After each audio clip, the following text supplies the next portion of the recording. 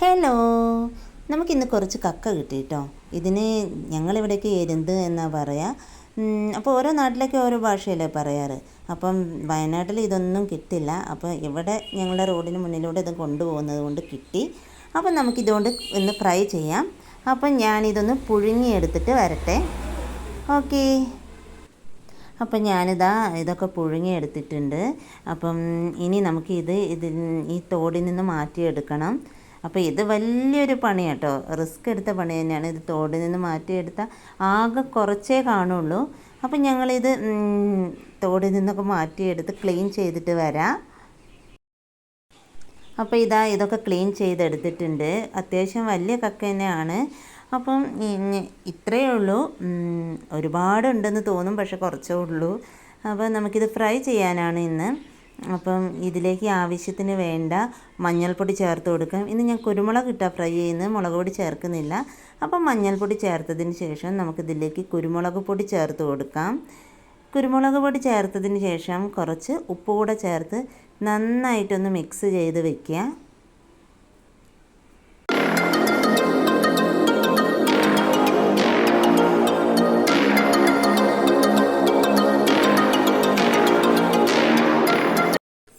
എന്നിട്ട് നമുക്കിതൊന്ന് നന്നായിട്ട് ഫ്രൈ ചെയ്തെടുക്കാം.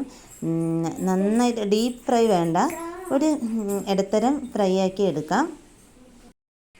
അപ്പോൾ ഈ ഒരു പരുവത്തിലാണ് നമുക്കിത് വേണ്ടത്. ഫ്രൈ ആക്കി എടുത്തിട്ട് ഇതിലേക്ക് ഇതിൻ്റെ മിക്സൊക്കെ ചേർത്ത് കൊടുക്കാം.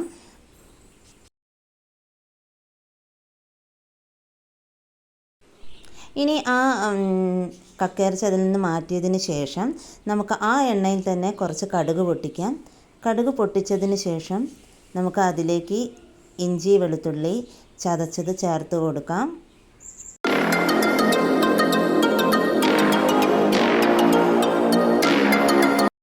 അപ്പോൾ ഇഞ്ചിയും വെളുത്തുള്ളിയും വഴറ്റി കൊടുത്തതിന് ശേഷം നമുക്കതിലേക്ക് സവാള ചേർത്ത് കൊടുക്കാം. ഇഞ്ചിയും വെളുത്തുള്ളിയുടെ ആ പച്ചമണം മാറുന്നത് വരെ ഒന്ന് വഴറ്റി കൊടുക്കണം. എന്നിട്ട് നമുക്കതിലേക്ക് ഒരു ഇടത്തരം അതിന് നമുക്ക് ആവശ്യത്തിന് വേണ്ട, ഞാനിവിടെ 2 വലിയ സവാള എടുത്തത്. അപ്പോൾ ആ സവാള ചേർത്ത് നന്നായിട്ടൊന്ന് വഴറ്റി കൊടുക്കാം. സവാള ഒന്ന് വഴണ്ടതിന് ശേഷം നമുക്കതിലേക്ക് കുറച്ച് മഞ്ഞൾപ്പൊടി വേണമെങ്കിൽ ചേർത്ത് കൊടുക്കാം.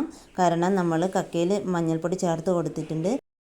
മഞ്ഞൾപ്പൊടി ചേർത്തതിന് ശേഷം സവാള നന്നായിട്ടൊന്ന് വഴറ്റി കൊടുക്കുക. അപ്പോൾ ആ മഞ്ഞൾപ്പൊടിൻ്റെ ആ കുത്തലും ഒക്കെ ഒന്ന് മാറിക്കിട്ടും. അതിന് ശേഷം നമുക്കതിലേക്ക് കുറച്ച് മല്ലിപ്പൊടി കൂടി ചേർത്ത് കൊടുക്കാം. മല്ലിപ്പൊടി ചേർത്തതിന് ശേഷം നമുക്ക് നന്നായിട്ട് അത് വഴറ്റി കൊടുക്കാം. എന്നിട്ട് അതിലേക്ക് നമുക്ക് ഒരു 2 തക്കാളി കൂടി ചേർത്ത് നന്നായിട്ട് അത് വഴറ്റിയെടുക്കാം. ഞാനിങ്ങനെ വട്ടത്തിലാണ് തക്കാളി കട്ട് ചെയ്തത്. തക്കാളി കൂടി ചേർത്ത് നന്നായിട്ട് വെന്തുടയണം കേട്ടോ, എന്നാലേ അതിന് ആ ടേസ്റ്റ് വരുള്ളൂ. തക്കാളി സവാളയൊക്കെ നന്നായിട്ട് വഴഞ്ഞ് വരണം. അതിലേക്ക് നമുക്ക് 2 തണ്ട് കറിവേപ്പില കൂടി ചേർത്ത് കൊടുക്കാം. എന്നിട്ട് നന്നായിട്ടൊന്ന് വഴറ്റി കൊടുക്കാം.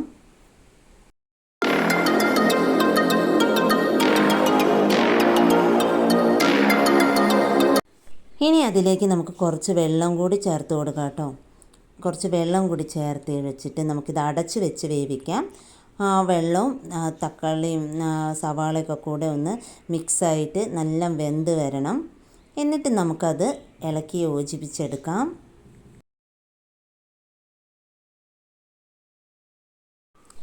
ഇനി അതിലേക്ക് നമ്മൾ മാറ്റി വെച്ചിരിക്കുന്ന കക്ക കൂടി ചേർത്ത് നന്നായിട്ട് ഇളക്കി കൊടുക്കാം. കക്കയിറച്ചി ചേർത്തതിന് ശേഷം നമുക്കിതിൽ കുറച്ച് കുരുമുളക് പൊടി കൂടി ചേർത്ത് കൊടുക്കാം.